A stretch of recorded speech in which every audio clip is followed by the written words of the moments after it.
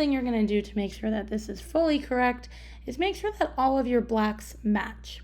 That's kind of a funny thing to say because when you look at the screen, they really look like they match, but they might not. You also want to make sure that your blacks are fully black, not just a little bit black. This isn't so noticeable in Illustrator, but it becomes very noticeable in either a JPEG or a PDF. And let me show you what I am talking about. So let's click on the letter. If we look at the color mixer, we're going to see that we're at full 000060 hex code. That means that we're fully black in RGB. So for an RGB, it's going to be all zeros.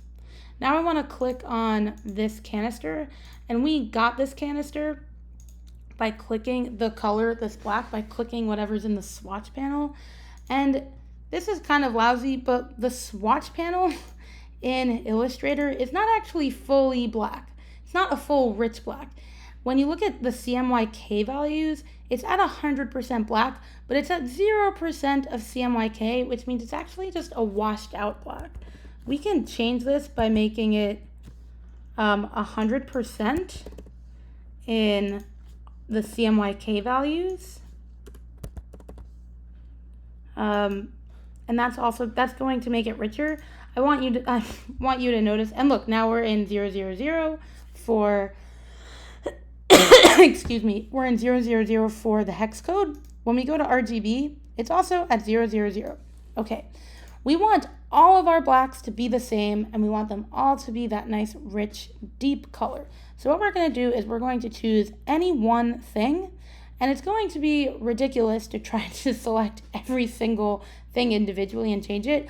Luckily, Illustrator has a way that lets us select things that are all the same together. So I'm going to go to select, I'm going to go to same, and now I'm going to choose fill color. That chose everything that is filled with the same black. And what we're going to do, I find this to be the easiest way to change the colors, is just to use hex codes because you change one number instead of 3.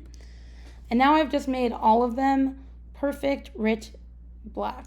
Now we need to deal with the strokes because our strokes are also that imperfect, washed out black. Okay, so we're going to go to select, we're going to go to same. Now instead of fill color, we're going to go to stroke color, and that selected all of the strokes. And now I want to go and make this 000000.